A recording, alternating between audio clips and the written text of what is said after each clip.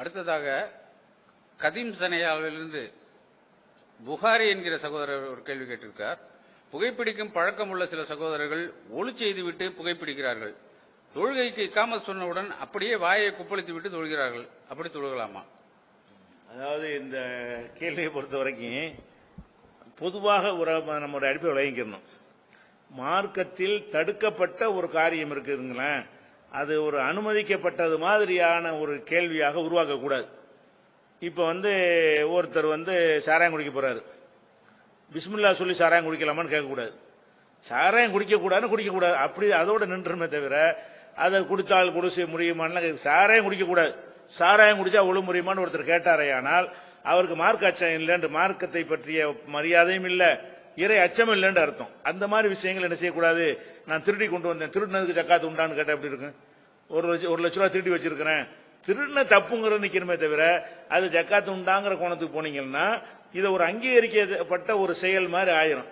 அப்ப நம்ம மார்க்கத்துல புகைப்பிடித்தல் தப்பு, நீ விடணும், அவ்வளவுதான். நீ புகைப்பிடிக்க கூடாது அப்படி சொல்லணுமே தவிர புகைப்பிடித்த நோன்பு வைத்துக் கொண்டு புகைப்பிடிக்கலாம், நோன்பு வைத்துக் கொண்டு புகைப்பிடிக்க கூடாது, இப்படி பத்துவா கொடுத்தோம்னு சொன்னா அது புகைப்பிடித்தல் என்பது சாப்பிடுறது குடிக்கிற மாதிரி வந்துருது. எந்த அந்தஸ்து வந்துருது? சோறு திங்கிற மாதிரி, டீ குடிக்கிற மாதிரி அந்த அந்தஸ்துல கொண்டு நிப்பாட்டிடுறாங்க. தடுக்கப்பட்ட ஒரு விஷயத்துல இந்த மாதிரி கேட்கிற தன்மை வருவது நல்லது கிடையாது. புகைப்பிடிக்க கூடாது, மார்க்கு தடுக்கப்பட்டு நீ விடு அப்படிதான் சொல்லணுமே தவிர அது இல்லாட்டி பிஸ்மில்லா சொல்லி சாராயம் குடிக்கிற மாதிரி வந்துடும். அதனால புகைப்பிடித்தல் உழவு முறிக்கிற விஷயங்கள்ல இது வரல, அது ஒரு விஷயம். ஆனாலும் இப்படி கேட்பதே என்ன வருதுன்னு கேட்டா அவரு புகைப்பிடிக்கிற விட மாட்டாரு, நல்லா தெரியுது. அதாவது உழு செஞ்சுட்டு வர புகைப்பிடிக்கிறான்னு பாருங்களேன். அவர் என்ன செய்யணும்? மார்க்கத்தை தடுக்கப்பட்டு இருக்குது, நீ ஒழு செய்யறத என்னது? பல்லெல்லாம் துளக்கி அப்படி சுத்தமா இருக்கிறதுக்கா செய்யறது.